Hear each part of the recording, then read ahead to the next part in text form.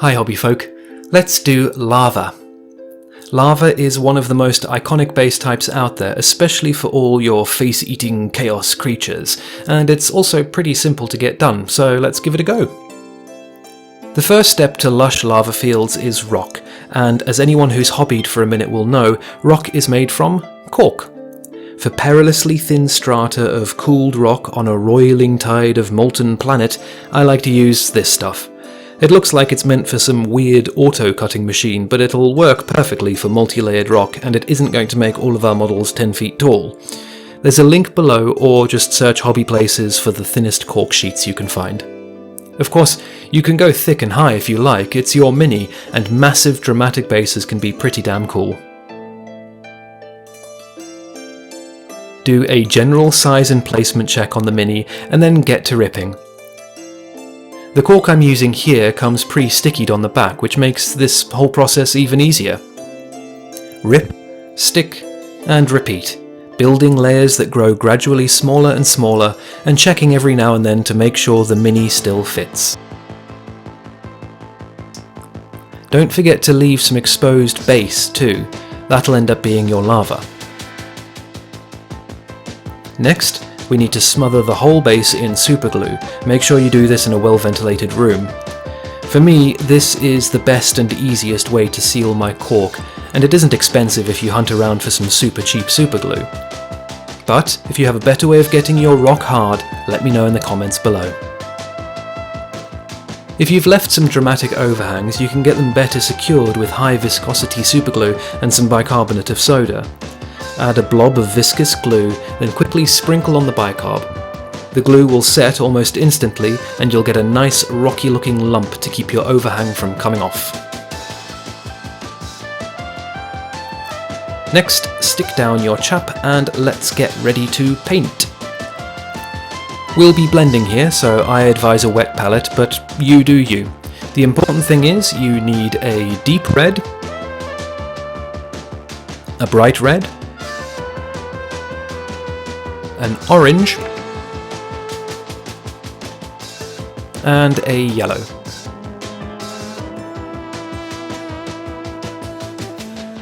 Oh, I nearly forgot, we need to dry brush the rock too.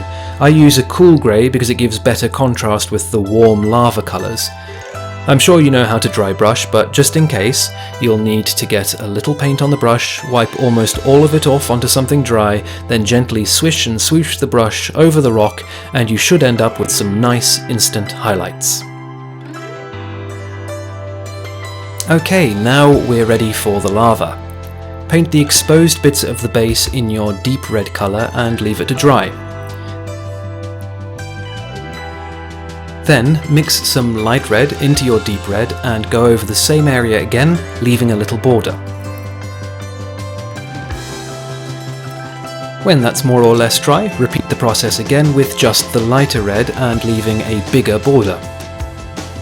Then go again with a mixture of orange and light red, and so on until you've gotten all the way up to your pure yellow, just in the middle of the lava areas. You'll probably want to batch this job so you aren't waiting around for layers to dry.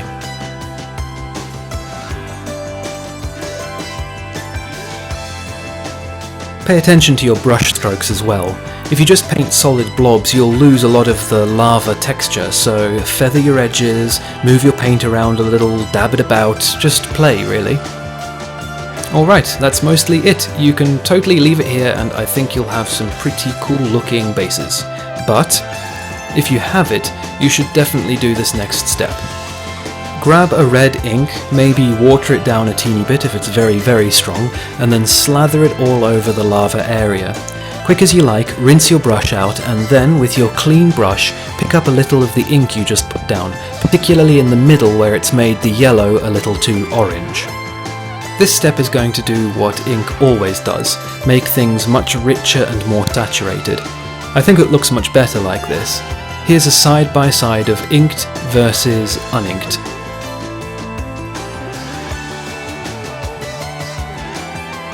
Then, if you like, there's one more optional step. We can up the contrast between the lava and rock even more with a different finish. grab your pot of gloss varnish and coat all the lava bits.